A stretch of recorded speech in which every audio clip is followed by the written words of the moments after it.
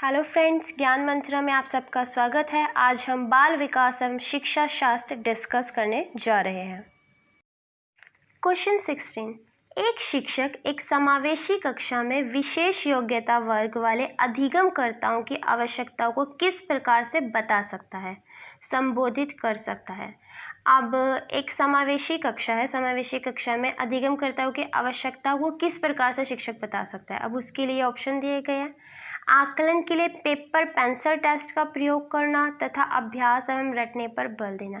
अब समावेशी कक्षा क्या होती है, ये मैं आपको पहले बता चुकी हूँ पहले वाली वीडियो में कि समावेशी कक्षा में असमर्थ बच्चे और समर्थ बच्चे, नॉर्मल स्टूडेंट और अब नॉर्मल दोनों ही टाइप के बच्चों को एक साथ शिक्षा प्रदान की जाती है।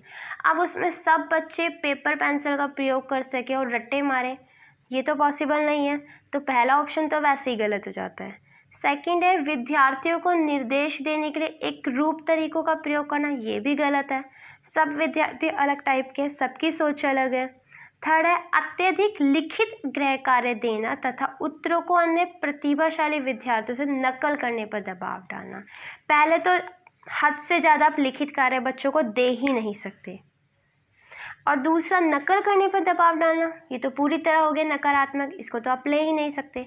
बच्चा हमारा फोर्थ ऑप्शन, प्रत्येक विद्यार्थी के अधिगम के सशक्त पक्षों एवं कमजोरियों के विश्लेषण के आधार पर विशिष्ट अधिगम उद्देश्यों को विकसित करना, कि हमें प्रत्येक विद्यार्थी पर ध्यान देना है और उसके जो अच्छे पक्ष है और उनकी कमजोरियां दोनों पर ही हमें ध्यान देना है और उसके अकॉर्डिंग हमें अपने अधिगम के लक्ष्यों को निर्धारित करना है।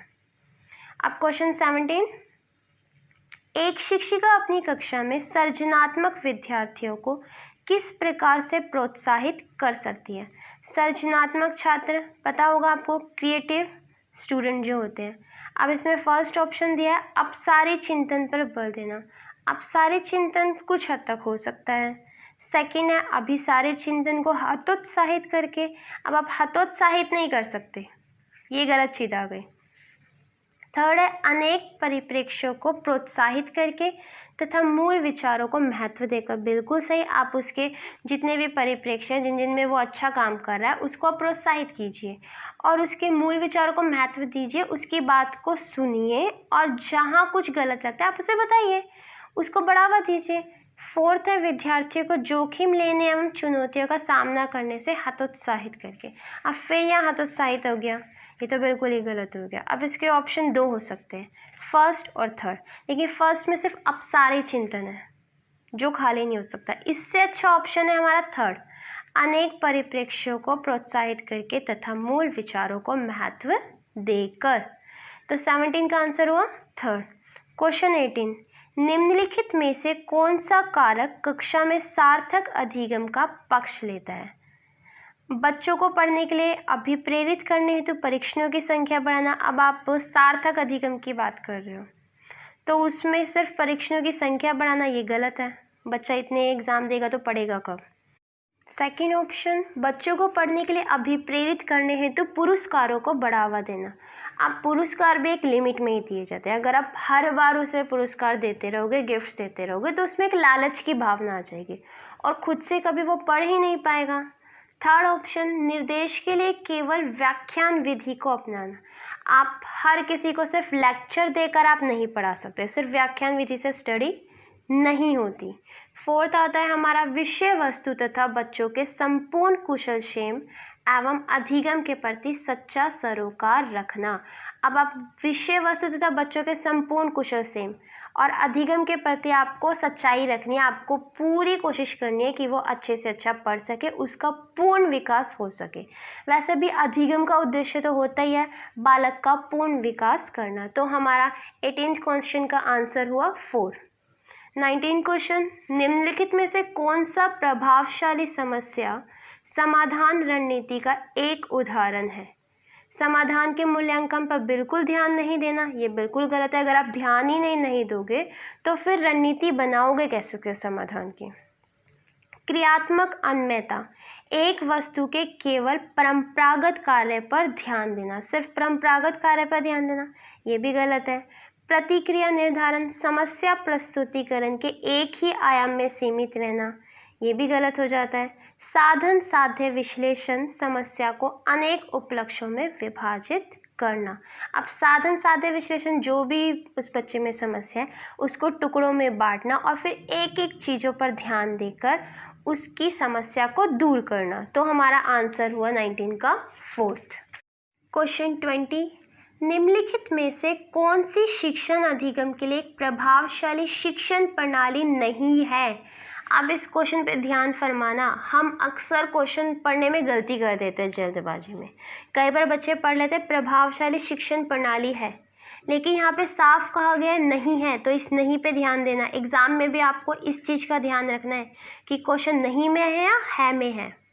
तो इसके ऑप्शन देखिए, बच्चों को अंतर्दृष्टि के द्वारा अनुमान लगाने के लिए प्रोत्साहित करना, ये तो होता ही है।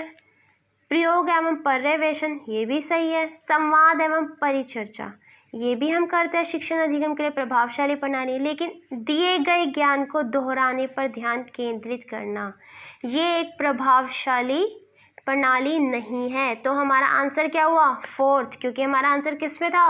नहीं में। क्वेश्चन 21, शिक्षक कक्षा में पढ़ने में ध्यान ना देने वाले बच्चों से किस प्रकार का बर्ताव कर सकते हैं? अब जो बच्चे कक्षा में नहीं पढ़ रहे उनसे आप किस तरीके का बिहेवियर करोगे, उसके ऊपर क्वेश्चन आ गया। और ऐसे बच्चे हमेशा कक्षा में मिलेंगे। पहला है, बच्चों को कक्षा से बाहर जाने के लिए कहकर आप बच्चे को कक्षा से बाहर निकाल दो, ये गलत है। अगर आप बच्चे को कक्षा से डेली बाहर निकाल दोगे तो उसको इसका कोई फ़र्क ही नहीं पड़ेगा, वो बाहर आपको नाचता हुआ दिख जाएगा। सेकेंड ऑप्शन है, पूरी कक्षा के सामने उन्हें बार बार डांट कर। अगर आप बच्चे को कक्षा में बार बार डांटते हो तो उसमें हीन भावना आ जाती है, जो गलत है, तो ये भी गलत हो गया। थर्ड ऑप्शन है, उनसे बात करके तथा उनकी अरुचि का कारण जानने की कोशिश करके। यह ऑप्शन सही हो सकता है कि आप उनसे बात करें और वो पढ़ने में क्यों इंटरेस्ट नहीं ले रहे इस बात को जानने की कोशिश करें, ताकि आप उसकी समस्या का समाधान कर सकें। फोर्थ है, उन्हें गृह कार्य के रूप में अत्यधिक वर्कशीट देकर। आप ज़्यादा कार्य बच्चे को नहीं दे सकते, वरना वो ऊब जाएगा और वो आगे काम करना भी छोड़ देगा। तो इसका आंसर हुआ थर्ड, कि उनसे बात करेंगे और वो क्यों नहीं पढ़ रहे उसके बारे में कारण जानकर उसे दूर करने की कोशिश करेंगे। हमारा क्वेश्चन 22 है, संरचनावादी उपागम बताता है कि डैश ज्ञान की संरचना के लिए अत्यंत आवश्यक है। अब संरचनावादी उपागम के लिए क्या आवश्यक है? विद्यार्थी का पूर्व ज्ञान, अनुबंध, दंड, यंत्रवत याद करना। अब इसका आंसर है विद्यार्थी का पूर्व ज्ञान, विद्यार्थी का पुराना ज्ञान जो उसे पहले से है। क्वेश्चन 23, बच्चे अनेक घटनाओं के बारे में सहजानुभूत सिद्धांत की संरचना करते हैं। इस पृष्ठभूमि में एक शिक्षक को क्या करना चाहिए? अब जो बच्चे जो होते हैं वो कोई भी घटना देखते हैं तो उसके अकॉर्डिंग अपनी एक सिद्धांत बना लेते हैं कि ये तो ऐसे ही होता है। अब इसको दूर करने के लिए हम क्या कर सकते हैं? पहला ऑप्शन है, संवाद के द्वारा बच्चों की इन अवधारणाओं को चुनौती देनी चाहिए। हाँ, आप चुनौती दे सकते हो संवाद के द्वारा। सेकंड है, बच्चों के इन विचारों को खारिज करना चाहिए। आप बच्चों के विचारों को खारिज नहीं कर सकते, वरना वो गलत को गलत ही मान के बैठा रह जाएगा, तो सेकंड ऑप्शन बिल्कुल गलत है। थर्ड, बच्चों के विचारों एवं सिद्धांतों को अनदेखा करना चाहिए। अब इन्होंने अनदेखा करना दे दिया, ये भी गलत है। आप कैसे उन्हें अनदेखा कर सकते हो? ये सेकंड और थर्ड तो एक जैसे ही हो गए, तो थर्ड भी गलत है। बच्चों को इन विचारों के लिए डांटना चाहिए क्योंकि ये विचार उनके शिक्षण में हस्तक्षेप करते हैं, ये भी गलत है। आप बच्चे को अगर डांटोगे तो वो ढीठ बन जाएगा और उसी अपने रास्ते पर चलेगा। तो इसमें सबसे जो अच्छा ऑप्शन मिलता है वो हमारा है फर्स्ट, संवाद के द्वारा बच्चों की इन अवधारणाओं को चुनौती देनी चाहिए। आप बात बात में बच्चे को समझाने की कोशिश कीजिए कि उसकी जो अवधारणा है वो गलत है, ताकि वो चीज़ों को समझ सके और उसका कारण जान सके। क्वेश्चन 24, संज्ञान एवं संवेग के बीच किस प्रकार का संबंध होता है? अब पहला ऑप्शन है एक दूसरे से स्वतंत्र हैं, बिल्कुल गलत। दोनों एक दूसरे से स्वतंत्र नहीं हो सकते, एक दूसरे से पूरी तरह संबंधित हैं। सेकंड, संवेग संज्ञान को प्रभावित करते हैं, गलत। संज्ञान संवेगों को प्रभावित करता है, ये भी गलत। अब इसका फोर्थ ऑप्शन है दोनों के बीच एक गतिशील पारस्परिक क्रिया होती है। फोर्थ आंसर हमारा सही है। क्वेश्चन 25, निम्नलिखित में से कौन से कारक अधिगम को प्रभावित करते हैं? पहला ऑप्शन विद्यार्थी की अभिरुचि, ठीक है। विद्यार्थियों का सांवेगिक स्वास्थ्य है, ये भी सही है। शिक्षा शास्त्रीय रणनीतियाँ, ये भी सही है।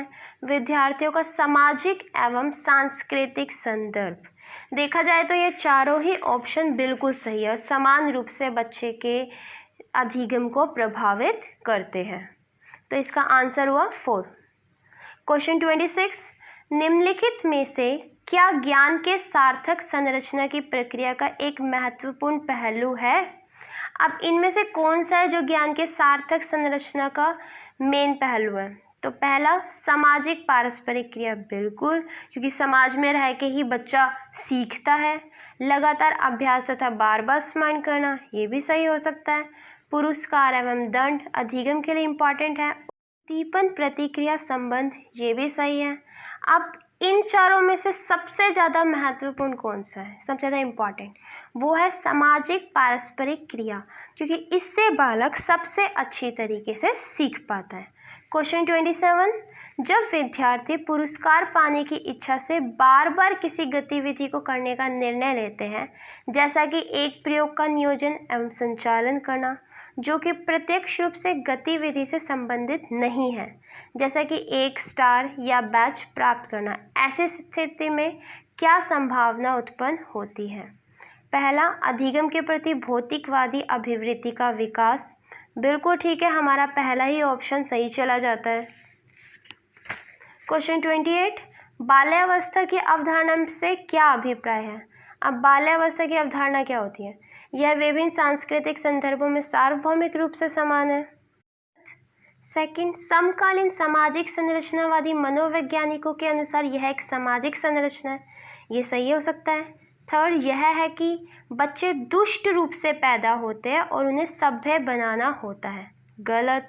फोर्थ, यह है कि बच्चे शून्य से शुरुआत करते हैं और उनके गुण पूरी तरह से परिवेश के द्वारा निर्धारित किए जाते हैं, ये भी गलत।